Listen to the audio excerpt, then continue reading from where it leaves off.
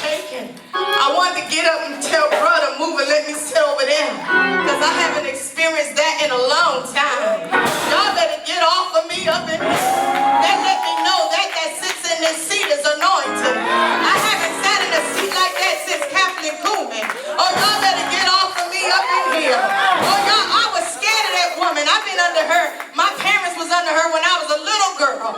And every time we would go up there in New York and go to her church, I would sit way in the back of the church because that woman scared me. Y'all better get off of me up in here. But I'm looking for a time when we go back to the old time way. Because everything I tried last year, it didn't work. So I need something. Oh, y'all better get off. Oh, Lord, help me in here tonight. I wish I had a wig on. I'd throw it at you. Because maybe you will wake up in here, huh?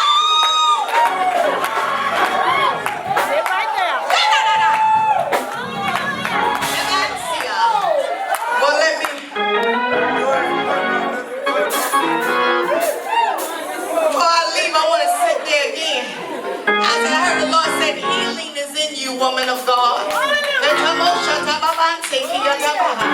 Healing is all over your body.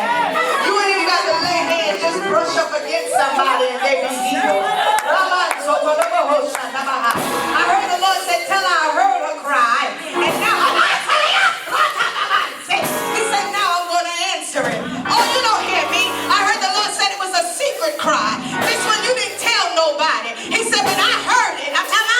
He said, tell her that you're not much. To let her know I'm talking. He said, you didn't tell your husband. But he said, I heard it. And I'm going to answer it. I heard the Lord say, few days. F-E-W, few days. I hope I spelled that right.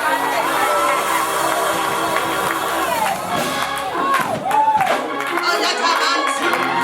Oh, get off of me. You be just fine. Because if you was really with her, when I said few days, that means something getting ready to trickle down on you. You should have been bouncing like you done lost your mind. If God doing it for my leader, that means I'm next in line. Oh, God, don't hear me. Oh, come on, say it.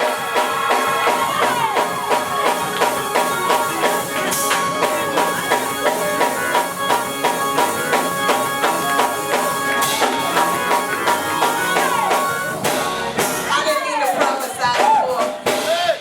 I preached, but I had to tell you what it said. Now get off of me. Come on, tell her. Yes, Lord. Listen. Let me get this.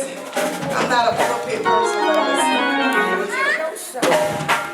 listen. I give honor to my bishop, my brother, amen. Bishop Aaron D. Clyburn. Stand on your feet and clap your hands. Stand up and clap your hands and tell God thank you. Amen.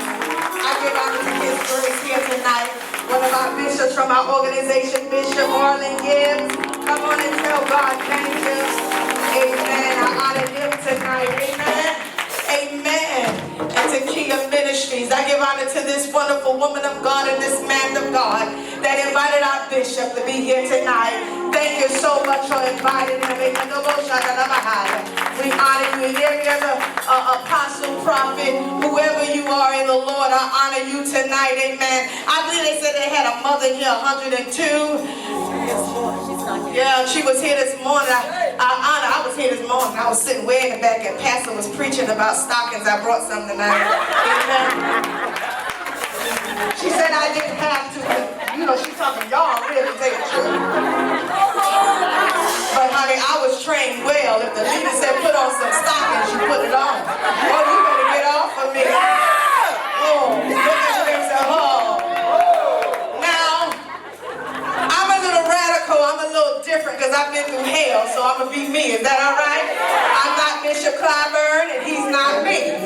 But we almost the same. Yes, sir. Keep remain standing. I give honor to everybody in their respectful places. I give honor to my assistant pastor, my armor bearer, my elder, Elder Belinda Randolph. Amen. Now, I'm going to try not to keep you long. You walk out the door, that's $75.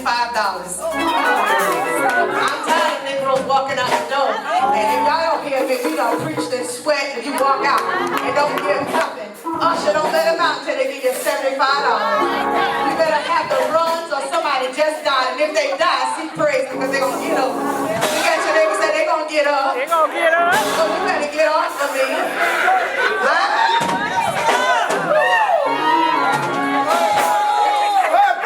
Can I be me, Apostle? Be me? All right, I'm going to be me. I ain't got no heels on tonight. That hurt my feet. I can wear them now. I had someone this morning. They looking right nice. But you done saw that now. It's over. Somebody tell God, thank you. Listen. Let's go. Let's go here. You may be seated. And I'm going to start this off. And I'm going to go ahead and preach. Amen. I think I am.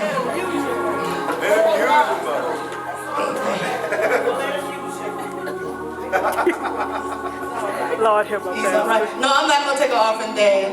I'm just going to talk a little bit. I do that after I preach. Thank you. I was wondering what Deacon was doing. I thought maybe he was bringing me my Abraham or something. Y'all better sing something. You know, you go to them seasoned men and women and find your man. You dead. Back in the day, you know, when we want to get married, we would bring them to the head. And the head say, you better not. Oh, somebody better say, no, you silly women and men go out here and marry them anyway. Then they bust you across your neck. Oh, you better say something to me. Don't pay no bills. Oh, son, then you want to come back and say, can you pray for me? Oh, son, I ain't praying. I ain't taking to marry that nigga. Oh.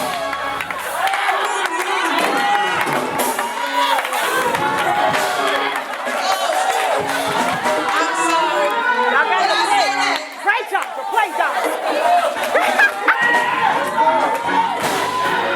You think you tell these people how I was? You should have told them, honey. Listen, I want to testify. Is that all right, Apostle? Let me testify a little bit.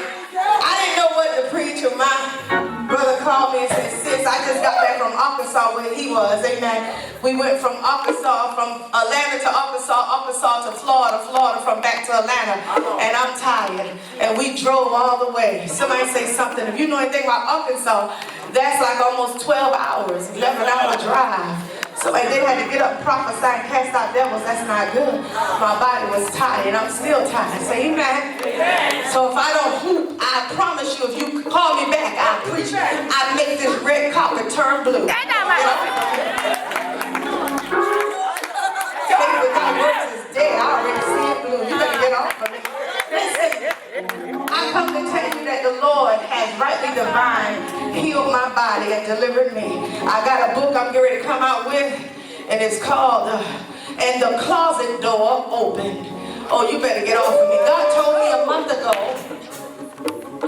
I couldn't sleep, Bishop Gibbs, and I have to tell it because he told me that if he opened a door, will I tell it everywhere I go? I said, yes, if you open the door, I do. I don't care what you think about me. You ain't got to hug me to stink anyway. I'm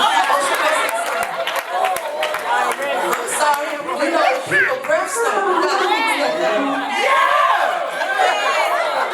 And you preachers, your breath stink. Fix that when you preaching somebody. I'm prophesying. Because if your breath stink, I'm going to fall out. You going to think it was the Holy Ghost, but it wasn't.